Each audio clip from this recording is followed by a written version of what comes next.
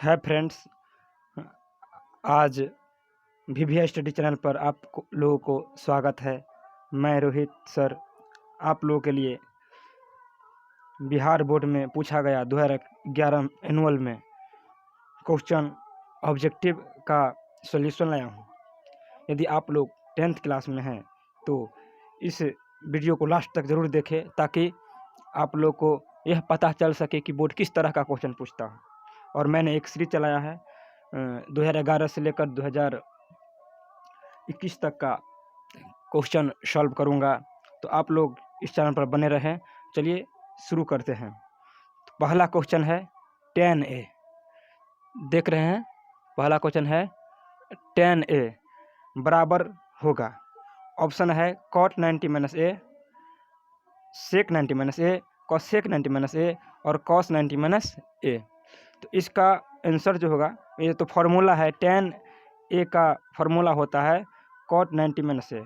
इसका फार्मूला हो गया, आंसर हो गया इसका cot 90 - a, ये फार्मूला है। तो अब चलिए देखते हैं दूसरा क्वेश्चन। किसी बिंदु x अक्ष से दूरी उस बिंदु का कहलाती है। तो दोस्तों, यदि x अक्ष से दूरी पूछेगा, से दूरी रहेगा तो y अक्ष हो जाएगा। y अक्ष को क्या कहते हैं? कोटि कहते हैं। तो ये इसके लिए मैंने एक आप लोगों को देहाती भाषा में सिखा देता हूँ। x और y है, इसे भुज कहते हैं, इसे कोटि कहते हैं। इसे भुज कहते हैं और इसे कोटि कहते हैं। तो अब देखिए, इसको याद कैसे करेंगे? कितना बच्चा होता है ना, भूल जाता है। x को भुज कहें या y को भुज कहें। तो देखिए, एक रामलाल था जो श्यामलाल के यहाँ गया। श्यामलाल ने कहा रामलाल को, चलिए कोठी उठा दीजिए।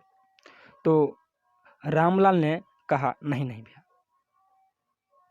मैं बहुत भूखा हूँ और भूखा मुझसे कोई कार्य होता नहीं है। चलो मुझे भूजा पहले खिलाओ, उसके बाद मैं कोठी उठा देता हूँ। तो पहले भूजा खिलाओ, उसके बाद मैं कोठी उठा दूंगा। तो पहले क्या होता है? भूजा, उसके बाद होता है कोठी। आप भी पहले खाते हैं, उसके बाद कोई काम करते हैं। तो चलिए, पहले भूजा उसके बाद कोठी उठाएंगे। तो याद हो गया ना, पहले भूजा लिखाता है, उसका भूज लिखाता है, उसके बाद कोठी। यहाँ पर भूजा लिखे समझने के लिए, लेकिन उसे भूज कहा जाता है, भूज कोठी। तो चलिए अब देखते हैं इस क्वेश्चन पर कि x अक्ष से दूरी, तो से दूरी लगेगा ना तो उल्टा हो जाएगा। से दूरी x अक्ष से दूरी बोलेगा ना तो y हो जाएगा। x अक्ष से दूरी क्या हो जाएगा? y अक्ष से दूरी हो जाएगा x। तो अब समझते हैं, बोला है x अक्ष से दूरी क्या हो जाएगा? y हो जाएगा। y को क्या कहते हैं? कोटि कहते हैं। तो आंसर क्या होगा? कोटि। आप लोगों को याद हो गया होगा, क्या होगा? कोटि। समझ गए? अब अगला क्वेश्चन देखते हैं।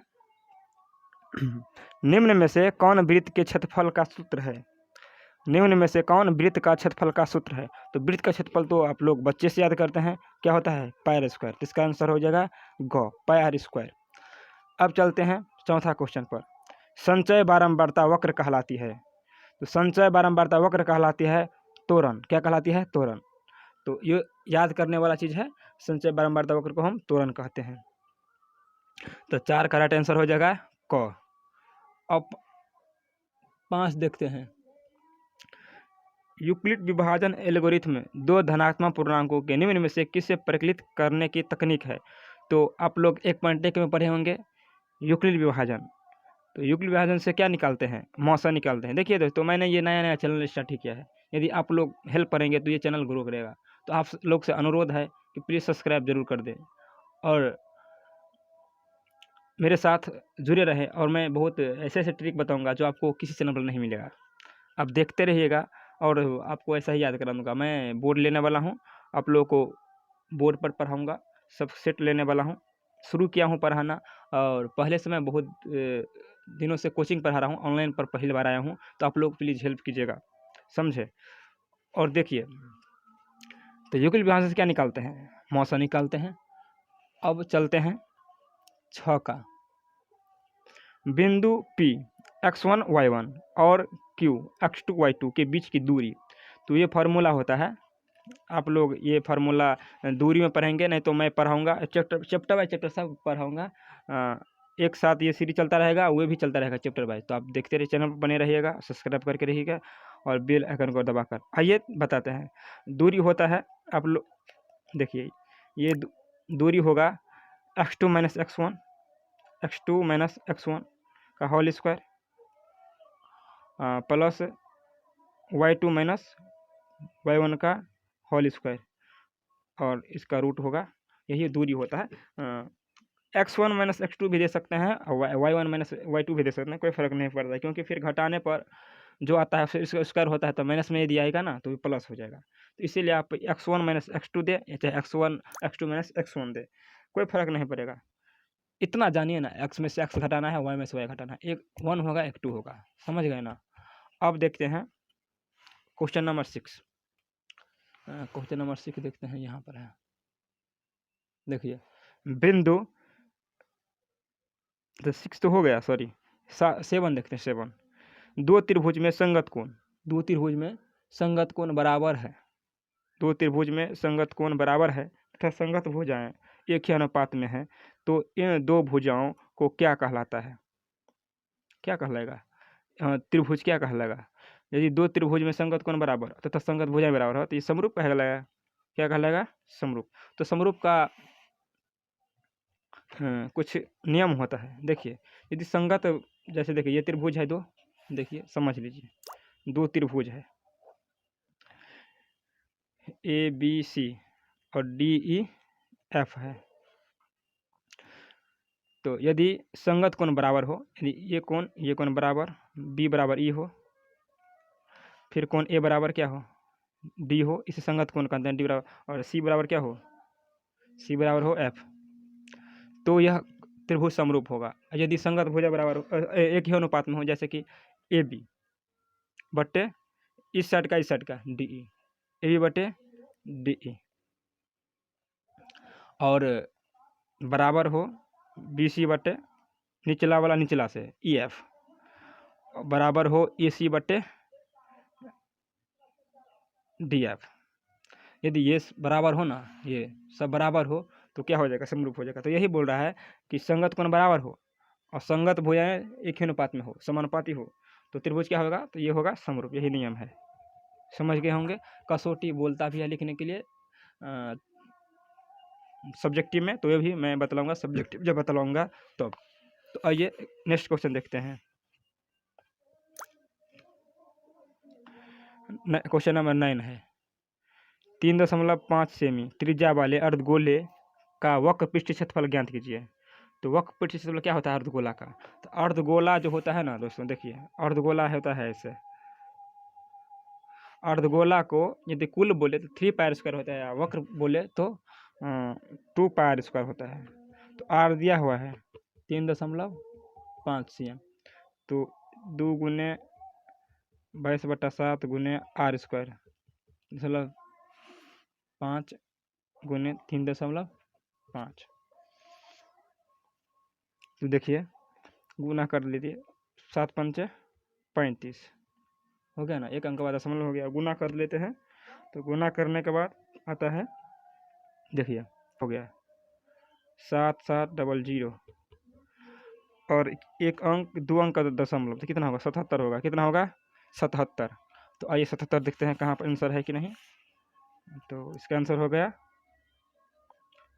77, अर्धगोले का वक्र पृष्ठ क्षेत्र 77 हो गया। अब देखते हैं किसी प्रयोग की सभी प्रारंभिक घटनाओं की प्रायिकता का योग होगा। तो अब चलिए प्रायिकता में से देखते हैं। देखिए प्रायिकता का होता कहाँ से कहाँ तक है? तो प्रायिकता होता है 0 से लेकर 1 तक। यदि प्रायिकता का कुल योग बोले ना, तो कुल योग 1 होता है। प्रायिकता का कुल योग कितना होता है? 1 होता है। तो इसका आंसर क्या हो गया? राइट, इसका आंसर हो गया 9 का आंसर हो गया 10 का 1 हो गया। किसी प्रयोग की सभी प्रारंभिक घटनाओं की प्रायिकता कितना होगा? का योग 1 हो जाएगा। समझ गए? निम्नलिखित में कौन परिमेय संख्या है? परिमेय आप लोग 9th में भी पढ़े होंगे, और फिर अब एक बार बतला देते हैं कि परिमेय क्या होता है। आइए समझते हैं। देखिए मैंने 2-3 तरीका बताऊंगा इसका। तो पहला है, यदि कोई रूट अंडर में रहे, मतलब अंदर में रहे, रूट का अंदर में रहे और उसका वर्गमूल ना निकले, तो वह क्या होगा, अपरिमेय हो जाएगा। पहला जैसे कि √2, √3, √5, √3, ये किसी के साथ लगा भी रहे ना तो वह अपरिमेय संख्या हो जाएगा। अब एक और होता है, जैसे कि ये दशमलव वाला देखिए, सिंपल में दशमलव में रहते शांत है, यानी कि यह परिमेय संख्या है। हाँ, यदि रेकरिंग रहे तब भी ये परिमेय संख्या होता है, तब भी परिमेय संख्या है। हाँ, परिमेय संख्या कब ना होता है, जब सॉरी, मतलब कुछ से कुछ रहता है, कुछ से कुछ और डॉट दिया रहता है, कोई ठीक ही नहीं क्या आता है नहीं आता है, तो ये अपरिमेय हो गया। क्या हो गया, अपरिमेय, ये हो गया अपरिमेय। हाँ, और एक और तरीका, एक और है इसमें दशमलव में, देखिए जैसे कि एक ही प्रकार का है और डॉट डॉट रहे, तो इसको हम लिख सकते हैं ना 3.6 पर रेकरिंग, तो ये तो हो गया परिमेय ना। रेकरिंग वाला क्या होता है, परिमेय होता है। तो आप ये देख लिए, दशमलव वाला देख लिए, ये देख लिया। हाँ, यदि बट्टा में रहे कोई तो ये तो परिमेय होता है, क्योंकि परिमेय पी बटा क्यू के रूप में होता है, कुछ भी रहे ना तो ये परिमेय होता है। अब देखते हैं पाई को, देख लेते हैं। पाई अपरिमेय संख्या होता है। क्या होता है, अपरिमेय होता है। पाई किसी के साथ में लगा रहे ना तो वो भी अपरिमेय हो जाएगा। 0 क्या होता है, तो परिमेय होता है। तो आप लोग समझ गए होंगे क्या कौन होता है। अब समझते हैं यहाँ पर क्वेश्चन में, देखिए 3 क्या है, √3, वर्गमूल नहीं निकलेगा, अपरिमेय हो गया। अब ये देखते हैं √5 अपरिमेय है, √6 का पूरी वर्गमूल नहीं निकलेगा तो अपरिमेय है। यहाँ देखिए, यहाँ पर है 2√2 बटे में 2, देखिए यहाँ पर क्वेश्चन है ना। अब यहाँ देखते हैं कि √2 क्या होता है, काट जाता है तो बच क्या गया, 2 ना, तो ये क्या होगा, परिमेय संख्या हो गया ना, हो गया। बटा में 1 लिख सकते हैं, तो ये क्या हो गया, परिमेय। कोई प्राकृतिक संख्या भी रहे ना, 1 2 3 4 5 6 कुछ भी रहे, तो ये सब क्या हो जाएगा, परिमेय संख्या होगा। तो आप लोग समझ गए होंगे। आइए देखते हैं क्वेश्चन नंबर 12। किसी धनात्मक पूर्णांक a तथा b के लिए ए बी का मौसा गुने ए बी का लौसा निम्न में से बराबर होता है। तो पहले आइए इसका फार्मूला जान लेते हैं। एक फार्मूला है, पहली संख्या गुने दूसरी संख्या बराबर HCF गुने LCM, ये होता है फार्मूला। नहीं देखा, फिर से देख लीजिए, ए गुने बी बराबर, यानी पहली संख्या गुने दूसरी संख्या बराबर HCF गुने LCM। अब देखते हैं इस फार्मूला पर ये सवाल कैसे बनेगा। इसमें बोला है कि मौसा गुने लौसा ए बी का, तो ए गुने बी हो जाएगा। आंसर क्या होगा, ये अभी तो फार्मूला में बताए हैं, देखिए हो गया ना। आइए अब देखते हैं घात 1 वाले बहुपद कहलाता है। यहाँ पर है घात 1 वाले बहुपद कहलाते हैं। तो घात 1 वाले बहुपद क्या कहलाता है, यह कहलाता है रैखिक बहुपद। क्या कहलाता है, रैखिक बहुपद। घात यदि 1 रहे तो रैखिक, 2 रहे तो द्विघात, और घात 3 रहे तो त्रिघात। समझे। अब देखते हैं त्रिघात बहुपद का सबसे व्यापक रूप क्या होता है। त्रिघात बहुपद में सबसे बड़ी घात कितना होगा, तो 3 होगा। कितना होगा, 3 होगा। इसका आंसर हो गया ग। समझ गए ना। और 13 का आंसर हो गया ग। 15 में sin a बराबर 3/4, तो cos a का मान निकालने के लिए बोल रहा है। देखिए कैसे निकालते हैं। ये वाला क्वेश्चन हर एक बार आता है, तो ये क्वेश्चन ध्यान से देखिए। जो क्वेश्चन है ना बनाने वाला, मैं अच्छा से आप लोगों को समझा देता हूँ। sin a बराबर हो गया 3/4, तो cos a का मान बोला है निकालने के लिए, cos a का। तो अब देखिए sin a बराबर 3/4 है ना। तो अब बतलाइए आप लोग कि साइन का सूत्र क्या होता है, फार्मूला। तो फार्मूला का मैंने एक वीडियो भी बनाया हो, आप लोग देख सकते हैं। मैं इस डिस्क्रिप्शन में इसका लिंक दे दूंगा, आप लोग जाकर देख लेंगे। दूसरे चैनल पर है वो, अब इसी चैनल पर हर एक वीडियो डालूंगा। तो साइन ए बराबर होता है लंब बटे कर्ण होता है। लंब, मैं एक फार्मूला भी बताया था लाल का LAL और का। तो ये हो गया साइन लंब बटे कर्ण। तो लंब बटे कर्ण होता है, तो लंब हो गया 3 और कर्ण हो गया 4। तो अब निकालना क्या है, आधार नहीं ना है। तीनों भाई में एक लंब आधार कर्ण होता है, तो मैं तीनों भाई समझता हूँ। तो एक भाई नहीं रहता है, छोटा भाई, तो घटाने पड़ता है कर्ण में से लंब को रूट अंडर में स्क्वायर करके। तो लीजिए निकालते हैं आधार बराबर कर्ण स्क्वायर घटे लंब स्क्वायर, तो 4 के स्क्वायर घटे 3 का स्क्वायर। अब 4 चौका 16, 3 तिया 9, घटा कितना हो गया? 16 में से 9 घटाते हैं तो 7 हो गया, तो रूट 7 हो गया आधार। अब निकालना क्या है कौ से, तो कौ से क्या होता है? आधार बटे कर्ण होता है। तो आधार कितना होगा? रूट 7, कर्ण हो गया जो था कर्ण 4 ही था तो 4। तो इसका आंसर निकल गया रूट 7/4। देखते हैं आंसर है रूट 7/4। तो कितना यहाँ है? तो हो गया आंसर रूट 7/4, घ आंसर हो जाएगा। अब देखते हैं क्वेश्चन नंबर 16। एक रैखिक समीकरण युग्म जिसका कोई हल नहीं हो तो क्या कहलाता है? एक रैखिक समीकरण युग्म जिसका कोई हल नहीं हो वह क्या कहलाएगा? तो देखिए, जिसका कोई हल ना उस तो जिसका कोई हल ना हो तो उसका रेखा समांतर होता है, उससे संगत कहते हैं। असंगत क्या कहते हैं? असंगत। जिसका कोई हल ना हो उसे असंगत कहते हैं। उसका रेखा समांतर होता है और वह विरोधी होता है। क्या होता है? विरोधी। इसका विरोधी होता है। इसमें से अब क्या है तो देख लेते हैं इसका आंसर में क्या दिया हुआ है। 16 का हो गया इसका विरोधी। अभी जो बताए थे विरोधी होता है, इसमें ये आंसर दिया हुआ है विरोधी। अब तो ऐसा नहीं पूछता, अब ऑब्जेक्टिव में ऑप्शन दे दिया जाता है, इसमें से कोई में रहे ना तीनों में से तो आप मार दीजिएगा। अब चलिए, tan 45 का मान होता है 1 होता है। कितना होता है? 1। tan 45 का मान 1 होता है, ये याद कर लीजिएगा। और इसका मान याद करने का तरीका भी मैंने यूट्यूब पर डाल दिया हूँ, बहुत अच्छा से भी मैं डिस्क्रिप्शन में दे दूंगा, देख लीजिएगा थीटा का मान कैसे याद करें। और एक है कोसेक स्क्वायर ए। कोसेक स्क्वायर ए माइनस 1 का कितना होता है? तो कोसेक स्क्वायर 1 ए माइनस 1 का मान होता है, ये भी फार्मूला है कॉट स्क्वायर ए। क्या होता है? कॉट स्क्वायर ए। इसका हो जाएगा कॉट स्क्वायर ए। अब 19 का देखते हैं, tan 26। देखिए ये बहुत अच्छा है, ये हर एक बार पूछता है tan 26 बाय कॉट 64, ऐसा हर एक बार पूछता है। तो ये देख लेते हैं क्वेश्चन नंबर 19, tan 26 बटा कॉट 64। तो देखिए इसका कैसे बनेंगे, tan 26 और कॉट 64, tan 26 और कॉट 64 का क्या होगा देखिए। तो इसका क्या करेंगे, तो एक को हम चेंज कर देते हैं, कौन सा तो पास, तो 90 माइनस थीटा पर, तो tan 90 माइनस थीटा बराबर होता है कॉट थीटा, होता है ना। तो देखिए, तो tan का होगा, पहले tan वैसा ही रखेंगे, 90 माइनस कितना कर सकते हैं 26 को, 64 घटा सकते हैं। हाँ, अब देखिए थोड़ा एंगल ठीक कर लेते हैं, कॉट को कॉट ही रहने देंगे, एक को बदलेंगे, एक को नहीं बदलेंगे, ये याद रखना। चाहे नीचे वाला को बदलिए चाहे ऊपर वाला को बदलिए, लेकिन एक को बदलना है। तो एक को बदलने के लिए इसी सूत्र पर लाना है, 90 में थीटा। तो 26 में 26 को कितना करेंगे, 90 में से कितना घटाएंगे, तो इतना आ जाए 26। हाँ, 90 में से कितना घटाएं, 90 में से कि 26 आ जाए, तो 64 घटाएंगे तो हो गया। अब ये फार्मूला होगा, tan 90 में थीटा क्या होता है, कॉट थीटा, कॉट 64 हो गया।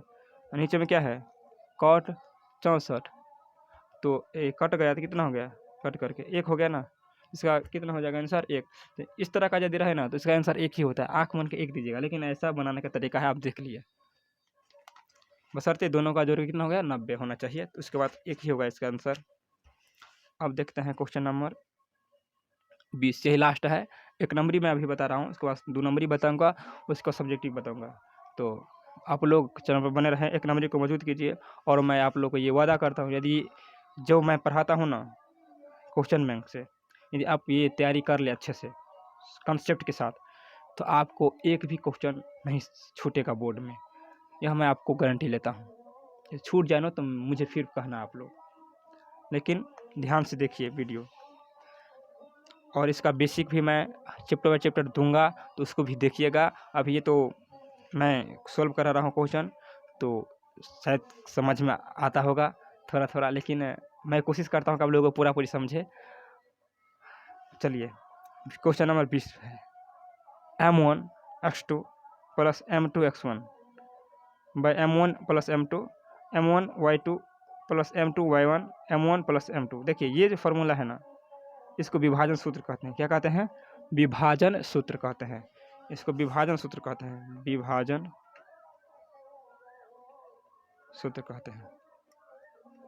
चलिए, तो ये 20 क्वेश्चन हो गया। आई होप आप लोग समझ गए होंगे। तो अब आप लोग यदि आप वीडियो देखे हैं तो गुरुदक्षिणा का समय अवश्य आ गया है।